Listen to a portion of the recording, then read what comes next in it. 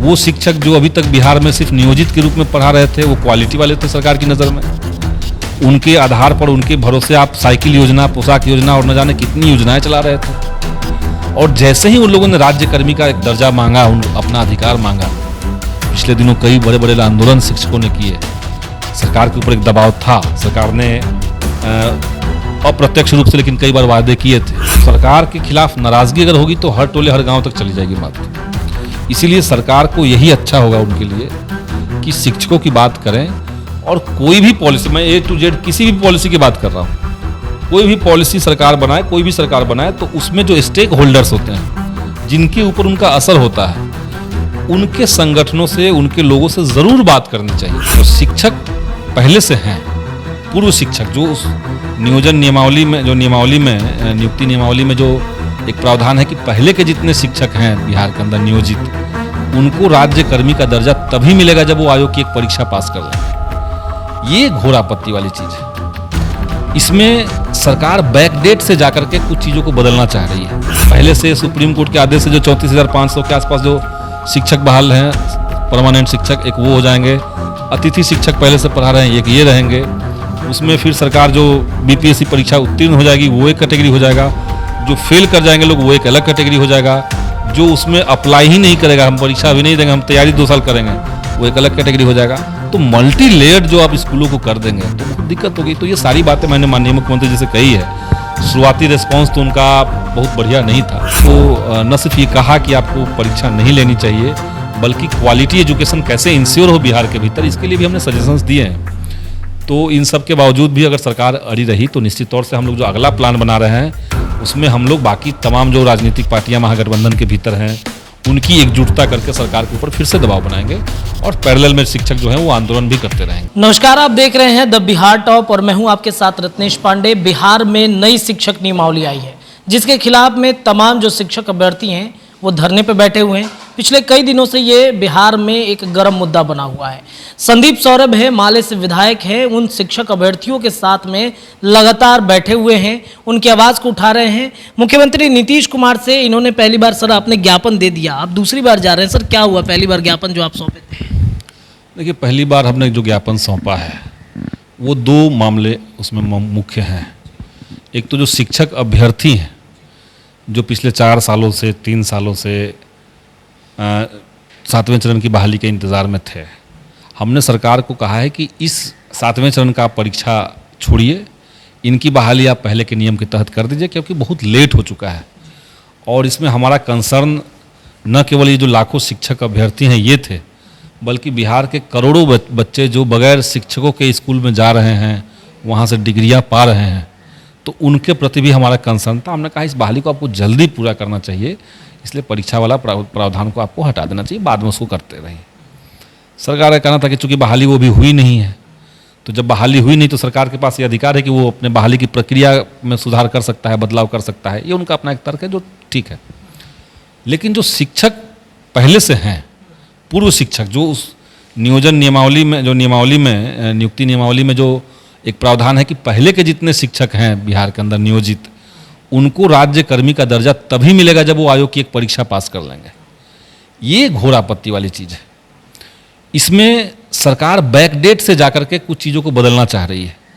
अब जो 20 सालों से किसी स्कूल में पढ़ा रहे हैं, किसी एक नियमावली के तहत, आप अचानक से कह रहे हैं कि वो शिक्षक जो अभी तक बिहार में सिर्फ नियोजित के रूप में पढ़ा रहे थे, वो क्वालिटी वाले थे सरकार की नज़र में। उनके आधार पर, उनके भरोसे आप साइकिल योजना, पोशाक योजना और न जाने कितनी योजनाएं चला रहे थे। और जैसे ही उन लोगों ने राज्य कर्मी का एक दर्जा मांगा, अपना अधिकार मांगा, पिछले दिनों कई बड़े बड़े आंदोलन शिक्षकों ने किए। सरकार के ऊपर एक दबाव था, सरकार ने अप्रत्यक्ष रूप से लेकिन कई बार वादे किए थे। अब ये जैसे ही आपका दबाव बढ़ गया तो आपको लगता है कि अब यही शिक्षक जो अब तक क्वालिटी वाले थे, अब ये क्वालिटी वाले नहीं रहे। और सबसे बड़ी बात कि इसमें अब सरकार हासिल क्या करना चाहती है। 4 लाख शिक्षक हैं और सपोज कीजिए कि चूंकि वही शिक्षक है वो 8वीं 9वीं 10वीं को अगर मान लिया हिंदी विषय पढ़ा रहे हैं, तो उस हिंदी विषय के अलावा तो बहुत दिन से बहुत कुछ तो पढ़ नहीं रहे होंगे, लेकिन उनका अपना सिलेबस दिमाग में होगा, ये उनको पढ़ा देना है। तो वो अच्छे पढ़ाने वाले भी हैं, तब भी ज़रूरी नहीं कि वो बीपीएससी की परीक्षा निकाल लें। तो वैसे सारे शिक्षक जो परीक्षा में उत्तीर्ण नहीं होंगे, सरकार कह रही कि तब भी वो शिक्षक बने रहेंगे, तो इसका क्या मतलब है? यानी सरकार चाह रही कि स्कूलों के अंदर कई सारे लेयर बना दें। पहले से सुप्रीम कोर्ट के आदेश से जो 34,500 के आसपास जो शिक्षक बहाल हैं, परमानेंट शिक्षक, एक वो हो जाएंगे। अतिथि शिक्षक पहले से पढ़ा रहे हैं, एक ये रहेंगे। उसमें फिर सरकार जो बीपीएससी परीक्षा उत्तीर्ण हो जाएगी, जो फेल कर जाएंगे लोग, वो एक अलग कैटेगरी हो जाएगा। जो उसमें अप्लाई ही नहीं करेगा, हम परीक्षा भी नहीं देंगे, हम तैयारी 2 साल करेंगे, वो एक अलग कैटेगरी हो जाएगा। तो मल्टी लेयर्ड जो आप स्कूलों को कर देंगे तो बहुत दिक्कत होगी। तो ये सारी बातें मैंने माननीय मुख्यमंत्री जी से कही है। शुरुआती रिस्पॉन्स तो उनका बहुत बढ़िया नहीं था, वो अड़े रहे इस बात पर कि नहीं परीक्षा हम तो लेना चाहते हैं, लोग इससे खुश हैं, जबकि ये तर्कपूर्ण बात नहीं है। और हमने उनको न सिर्फ ये कहा कि आपको परीक्षा नहीं लेनी चाहिए, बल्कि क्वालिटी एजुकेशन कैसे इंश्योर हो बिहार के भीतर, इसके लिए भी हमने सजेशंस दिए हैं। तो इन सब के बावजूद भी अगर सरकार अड़ी रही तो निश्चित तौर से हम लोग जो अगला प्लान बना रहे हैं उसमें हम लोग बाकी तमाम जो राजनीतिक पार्टियां महागठबंधन के भीतर हैं उनकी एकजुटता करके सरकार के ऊपर फिर से दबाव बनाएंगे और पैरेलल में शिक्षक जो हैं वो आंदोलन भी करते रहेंगे। सातों दल का जो ये था कि सबके सहमति से हुई है, तो सहमति नहीं बनी। हम लोगों से सहमति कभी ली नहीं गई और हाँ ना कभी ली नहीं गई इस पर। और न सिर्फ हम लोगों से बल्कि सीपीआई से भी इस पर बात नहीं हुई, सीपीएम से भी बात नहीं हुई और हमें पूरा यकीन है कि कांग्रेस से भी बात नहीं हुई होगी।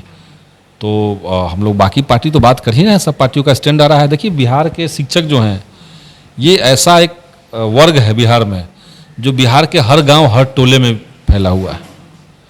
तो सरकार के खिलाफ नाराज़गी अगर होगी तो हर टोले हर गांव तक चली जाएगी।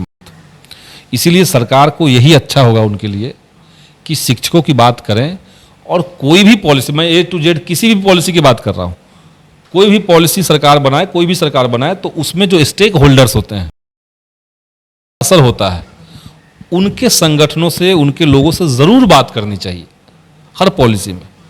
और यही लोकतांत्रिक मूल्यों का तकाजा है। इस सरकार ने बात नहीं की, इसके चलते ऐसा डिसीजन हुआ और गड़बड़ी हुई। लेकिन हमें लगता है इतना रिजिड नहीं होना चाहिए। अगर उसने गलत फैसला लिया है तो वापस लेने की कुव्वत भी उनके अंदर होनी चाहिए। सरकार वापस ले। आज जो ज्ञापन आप देंगे उसके बाद की रणनीति क्या होगी अगर मुख्यमंत्री आपकी बातों को? आज कोई ज्ञापन देने का बात नहीं है। हम लोगों ने तो कल बैठक की 3 पार्टियों की, तीनों पार्टी एक प्लेटफॉर्म पर आकर के तीनों ने एक साथ कहा कि हम इससे एग्री नहीं है। तो जो सरकार का दावा है कि हम 7 दल मिल करके इस नियमावली को लाए हैं, तो 3 दल तो अभी कह दिए कि हम नहीं थे साथ में, हमसे तो बात ही नहीं हुई। तो जब 3 दल कह दिए और बाकी 2 दलों को लेकर के तब हम लोग मुख्यमंत्री और उप मुख्यमंत्री जी से मुलाकात करेंगे, तब इसकी प्लान बनेगी। तो ऐसा नहीं कि आज ही कुछ ज्ञापन देना है। ज्ञापन तो उनको दिया गया, उनको समय दिए हम, पढ़िए ज्ञापन को। हाँ, एक तो राजनीतिक रूप से हम लोग सरकार के ऊपर दबाव बढ़ाते जाएंगे और दूसरी बात है कि आंदोलन का पहलू भी हम लोग मजबूत रखेंगे। 1 मई को मजदूर दिवस है। मजदूर दिवस के दिन हमने कहा है कि सारे शिक्षक जो हैं वो मजदूर दिवस को मनाते हुए संकल्प सभा करें, अपनी बात को और शेयर करें, शिक्षकों को और ज़्यादा जागरूक और एकजुट करें। और 5 तारीख को पटना में एक शिक्षकों का सम्मेलन होगा इस मामले पर और उसको हम लोग करेंगे और उसके बाद आगे की रणनीति उसी दिन हम लोग अनाउंस करेंगे 5 तारीख को। धन्यवाद। हमारे साथ बातचीत किए हैं, माले से विधायक हैं और इन्होंने अपनी रणनीति के लेकर के बताई है कि क्या कुछ आने वाले समय में हम कर सकते हैं। तो फिलहाल इस वीडियो में इतना ही। जुड़े रहिए हमारे चैनल द बिहार टॉप के साथ। बहुत बहुत धन्यवाद।